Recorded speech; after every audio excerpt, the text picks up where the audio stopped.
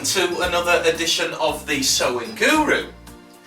Now that we have created our toile, we're now ready to do any adjustments that need to be done in order to get that really nice fit. Now, as you've noticed, when I created my toile, I pinned all of the seams together instead of stitching them. And I've done it that way because it's so much easier to adjust rather than sewing it and then putting pins in and adjusting it and then stitching it again. There's no need to do that. The best way I find is just put the pins in all of the seams, and it just creates it in such a way that it's so much more easier to adjust. Now, the first thing what we need to do is, of course, you need to put the waistcoat on the person that you're making this for, or put it on yourself, or put it on a mannequin, and you need to close the front as if the buttonholes and the buttons are in place. Now, as you can see here, we've already completed the front. You know, I stitched over the front here as if the facing was on 1 centimetre, so we don't have to worry about our seam allowances. They're already in place. So you need to just overlap this as if the buttons and buttonholes are in place. Now, the overlap is always around about 2 to 2.5 centimetres. So what you can do is, on this panel here, mark out 2 centimetres or 2.5, and then just close this to get that nice straight line as if the buttons and buttonholes are in place, as if it's going to be closed properly. Now, when you've done that, you can now start the true fitting of your waistcoat. Now, I'm happy with the darts. I can see that they're nicely positioned in the front of the waistcoat, so I don't really need to adjust those. And what we're doing is we're just going around all of the seams, having a look to see how they sit and how they fit on the body. Now, the next seam that we come to is, of course, the side seams here. Now, I'm happy with the fit here. This looks all very nice, but on the underarm, as you can see, there's quite a lot of fabric left over. There's going to be way too much room. Now, if I show you the back, because of that, you've got way too much here. So we need to just bring that in. So again, all we need to do is just reposition the pins and bring that in place. And see how easy that is, just to reposition the pins rather than stitching, pinning, then stitching again. This way is so much easier. So just reposition the pins like that. And of course, whatever you do on one side, you need to do on the other, because of course it's going to be like a mirror image. So we're just going to adjust now the other side. Because of course there's bulk there, so let's put some pins there as well. Just reposition the pins.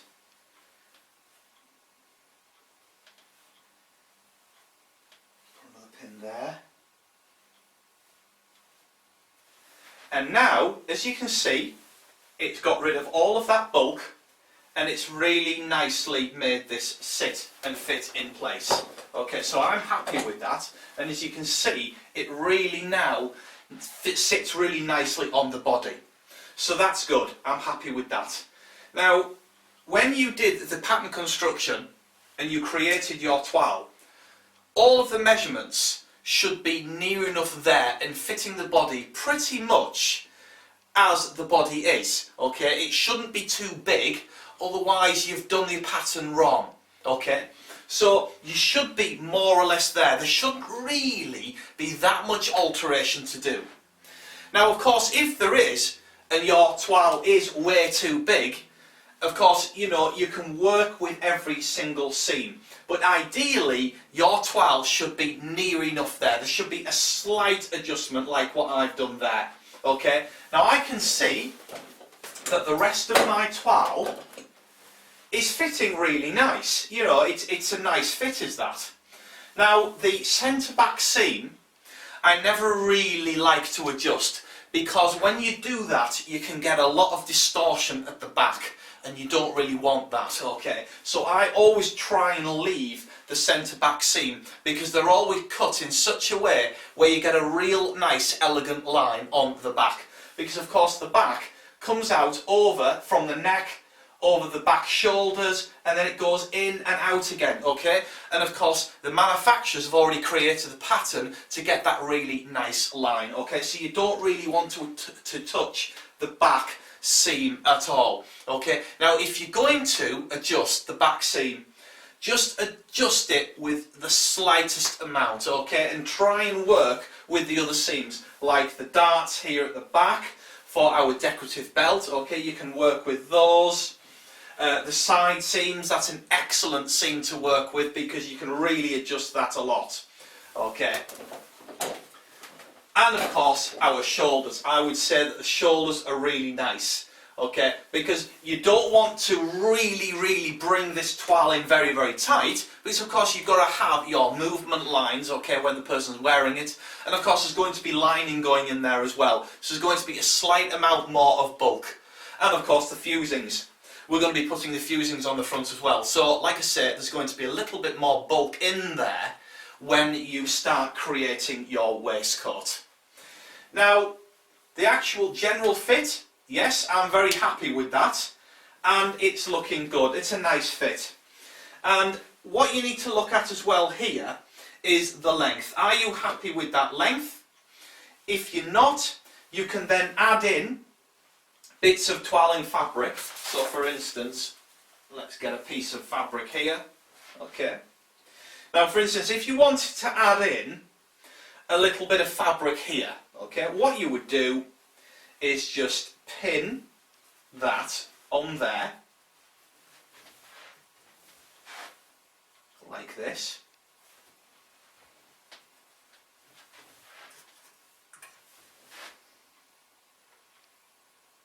So just pinning that on there.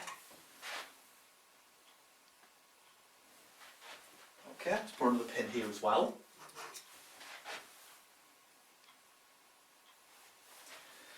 And you would recut that, okay? So, for instance, let's just recut this along here.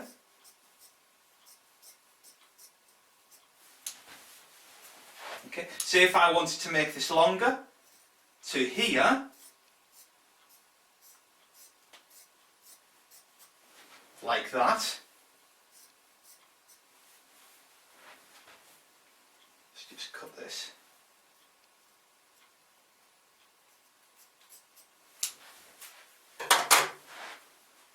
Like that, you see. I've now added on a piece of fabric, okay, and we can just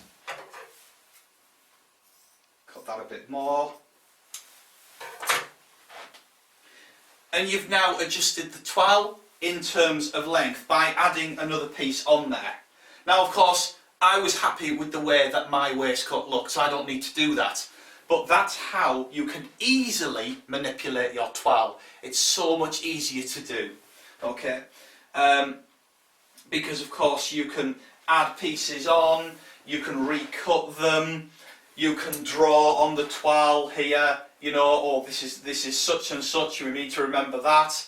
Or you can put the dart a little bit further, or whatever you like to do. You can just draw on your toile and make notes as you go. So it's so much easier to use curtain lining or a very light calico, because you can then do that in such an easy way. So we have now adjusted the toile. I'm happy now with the way this is looking. It's fitting really nice.